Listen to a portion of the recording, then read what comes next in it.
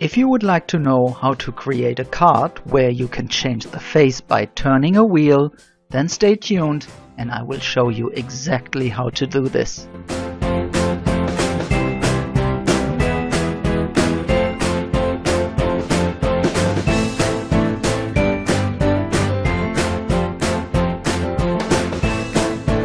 Hi, here's Max and I'm happy to have you back again. Today we create a card to tell that after grief there will always be a time to cheer up again.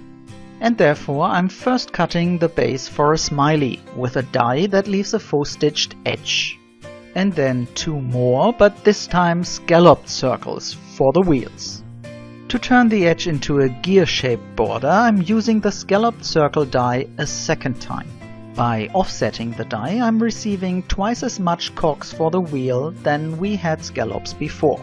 After that, I'm creating the card base out of white cardstock that is 37.5 by 17 centimeters.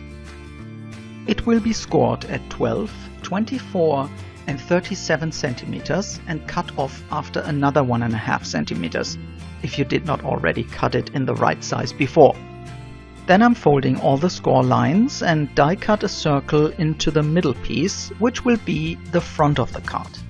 While I'm still trying to define the right height by layering and measuring the pieces, you should already have the correct height of 17 centimeters.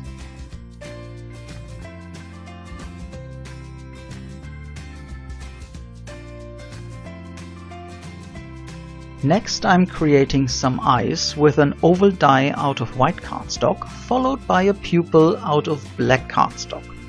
Afterwards I'm placing the eyes onto the smiley base. It's helpful here if you divide the back side into quarters to get the eyes symmetrical. I am marking the eyes here and afterwards die cut them with the same die I already used for the white eyes. And additionally, we will need a slot for the mouth, which I'm first sketching and then cutting out with my craft knife. To smoothen the edges, I'm using a bone folder and pressing the edges until they are completely flat. The circle that I cut out of the card base, I'm now using to mark the borders of the smiley that will be used to adhere it to the card later on. The centers of the gears shall be hidden behind this edge. And so I first mark it on the inside, then fold the card and pierce the holes right way through both layers. Then I'm fixing the gears onto the inside cover by using 2 extra small brads. And now we can finally adhere the smiley to the front of the card. As we already marked the edges on the back of the smiley, it is easier now to adhere it from the inside and flip it around afterwards. As I'm using liquid glue, it's possible to shift the smiley a little bit so that the gears are completely covered by its eyes and the pierced holes are no longer visible. And after I pressed everything firmly, I can start adhering the eyes to the gears. After a pair of pretty normal eyes, I want to give it a winking eye. To do so, I'm turning the wheel until the normal eyes pass the left eye of the smiley and there is new space to adhere one eye and draw the winking one. After that, I wanted to have something completely weird, and so I'm cutting these ones here that will give the smiley a definitely crazy look. Just do what you like, and if you don't have any ideas, then you may simply look for smiley faces in the internet. There are definitely enough of them to get inspired. Well, I hope to get 4 pairs of eyes onto the wheel, but unfortunately there is not enough space.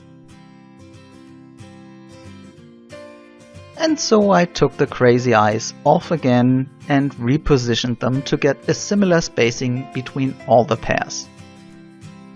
And now it's time for the mouth. I'm sketching each of them first with a pencil and then using a fineliner. By doing so, I'm able to first try my ideas and check if the mouths are matching the eyes. And here I have indeed enough space for a fourth version of a mouth. But at this point I realized that the Fineliner is a little bit too fine, and so I came in with a big brush marker.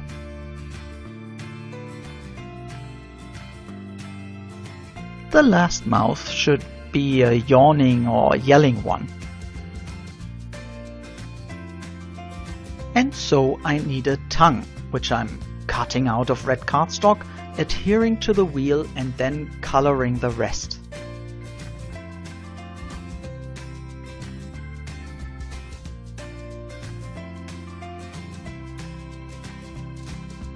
But now my first laughing mouth seemed kind of boring to me. And so I'm cutting another tongue and teeth for a bright and shiny smile.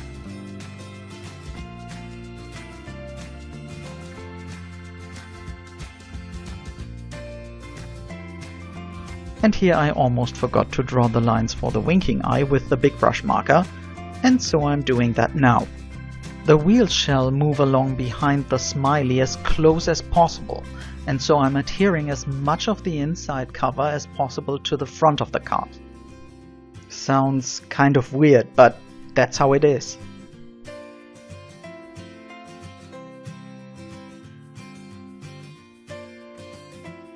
And now we can already play with it. But the front of the card needs a little bit more interest and a sentiment. And so I'm cutting 2 lime green banners out of design paper. I'm choosing the words Smile and Now from the Friends die cut collection by Sizzix. I am adhering those to the banners by using craft glue that dries totally clear. My quick stick here is very helpful, especially to pick up the tiny little dot of the eye. To bring everything together, I'm using a white gel pen to draw a faux stitched edge onto the banners. A scrap piece of paper is always useful to control the ink of the gel pen.